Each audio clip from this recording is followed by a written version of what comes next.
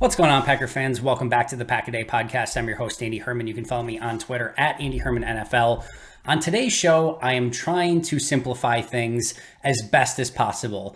We are just about done with sort of the offseason where we've had clearly a crazy offseason that involved Aaron Rodgers almost or potentially leaving and making his decision, whether that be retirement or via trade, a trade of Devontae Adams, a draft, some free agent signings.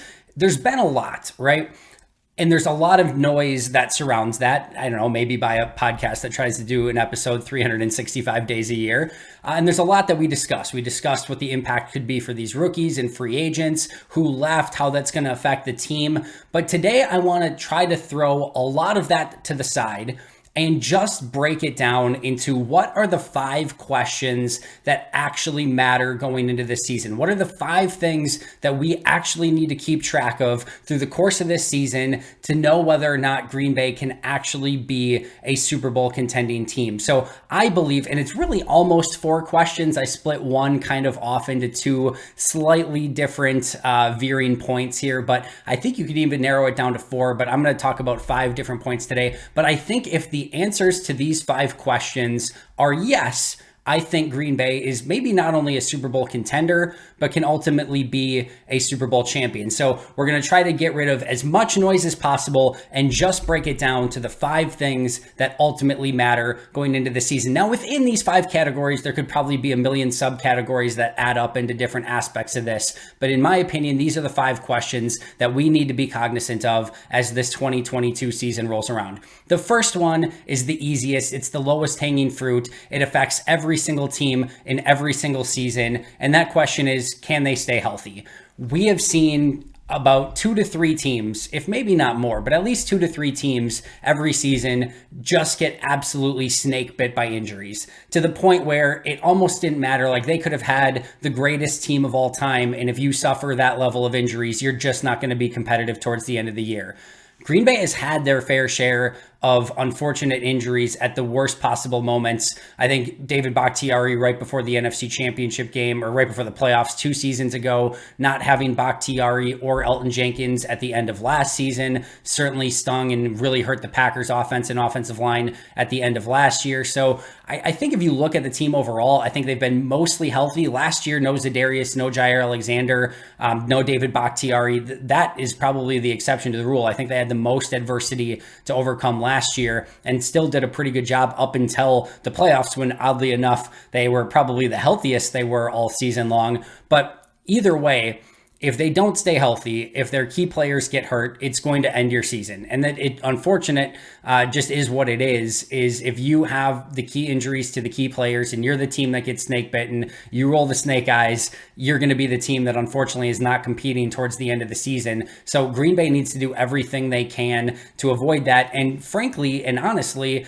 I think Matt LaFleur does a better job than just about any coach in this league in load management and making sure that he takes care of his players. And for the most part, outside of some key injuries last season, he's had success with that. They're really cognizant of the body of work that they're putting in, back-to-back practices, making sure players get rest when they need it, not playing key players during the preseason. We'll see if that continues this season. But injuries are a huge part of every single season. So even though it's sort of a low-hanging fruit and it goes towards every single team, that's still one of the questions that has to be answered this upcoming season is, can they stay relatively healthy? Every team's going to have injuries. Every team's going to lose a key guy or two, but can the core of their team stay intact, and can they stay healthy enough to actually compete at the end of the year? Number 2 is this offshoot within that category, and that's specifically the health of the offensive line. And the reason I put that in a separate category is the first one that I mentioned is staying healthy throughout this season is, you go into the season healthy, right? For the most part, you're going into training camp healthy, and then you have injuries that happen through the course of the year. This is more specifically 2 guys who are already hurt, and that's David Bakhtiari and Elton Jenkins. David Bakhtiari and Elton Jenkins are so integral to the ultimate success of this team in 2022 and beyond, quite frankly, that if they just aren't themselves or can't get back or play at the level that they're capable or have been capable of playing at, it just cuts you out at the knees and makes it so much harder to perform when you ultimately need to perform in the playoffs. We saw it in 2020 with no David Bakhtiari against the Buccaneers and how much that affected the Packers in that game. We saw it in 2021 against the 49ers when they didn't have Bakhtiari, didn't have Jenkins, and it affected them massively against that 49ers defensive line. They need those two players to be healthy. I don't care, quite frankly, about the state of the wide receivers, tight ends, the playmakers, etc. If you give Aaron Rodgers and this running game and Matt LaFleur a strong offensive line that includes David Bakhtiari, John Runyon Jr., and Elton Jenkins, not to mention Josh Myers, and then whoever that fifth player is, that is going to be a potentially great offensive line that's going to open up the running game, which is going to open up play action. It's going to make things easier in the red zone. It's going to open up your explosive plays. It's going to give those relatively inexperienced wide receivers, the rookies specifically, but maybe a Sammy Watkins, those guys that aren't familiar, it's going to give them more time to separate down the field and get open and give Rodgers that comfortability in the pocket to make those throws and stand inside the pocket rather than trying to escape. Their overall health and how they come back, when they come back, if they come back, is such a key question to the course of this season. Can Green Bay get through the vast majority of the regular season if needed without Bakhtiari and Jenkins? It's going to be difficult, but I think the answer to that is yes. I think we've seen this offense and Adam Stenavich and Aaron Rodgers find workarounds to that. But come playoff time, they need a healthy Elton Jenkins. They need a healthy David Bakhtiari. Ideally, a healthy Josh Myers and John Runyon Jr. as well. And if they have those things, that is going to set them up for success for the first time on the offensive line in the playoffs since really, 2019. Number 3, the third question is, can the special teams be not a complete and utter dumpster fire? Because as we saw a season ago, and we don't need to discuss that whole thing, if you have a complete and utter dumpster fire at special teams, it can lose you a playoff game. And that's not great. That is not clearly what you want. And special teams has come to haunt Green Bay in the playoffs on numerous occasions. We don't need to go into that in any more detail either. This special teams has to be better. And 2 seasons ago, when it was a complete and utter dumpster fire, I uttered the phrase, well, it can't get any worse. Well, I was an idiot because guess what? It got worse, and it got a lot worse. The one thing that they could rely on, Mason Crosby, became completely unreliable. Not only Mason Crosby, but they couldn't even block on extra points or field goals. Like, I have never seen the ineptitude of a team that simply can't block on field goals or extra points to the point that you're worried on every single kick that it could get blocked, and did get blocked in the biggest game of your entire season, not to mention a blocked punt. Like, it was just a complete and utter dumpster fire. This special teams could be bottom third of the league, 25th in the league in special teams, and that's probably good enough. That probably wins them a playoff game a season ago against the 49ers. If this was the 25th best special teams, if this was the 28th best special teams, they probably win a playoff game a season ago. The fact that they were not only the worst special teams last year, but probably the worst special teams of all time in the NFL. That's where I would rank that special team. Tell me something they did good, because I don't think you're going to find anything. They sucked at kick returns. They sucked at punt returns. They sucked at punt coverage. They sucked at kick coverage. They sucked at field goals. They sucked at everything. Punting, all of it. Just all of it. There's nothing that you could rely upon.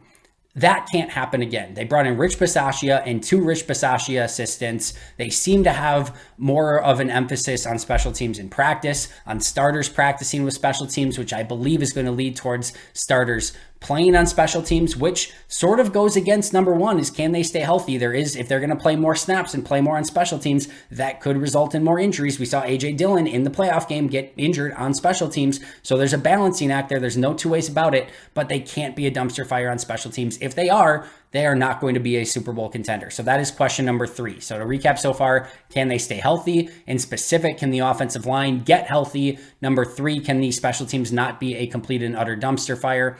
Number 4 is, can the defense live up to expectations? So we have to define, first of all, what expectations are. My bare minimum expectations for this defense, based on the talent on this roster, is a top 10 defense. And in my opinion, this should be a top 6 defense. If they are not top 10 in defense, it probably leads to a non-Super Bowl contender. If they're not top 6 to top 5 in defense, it's going to put more of an onus on special teams and offense.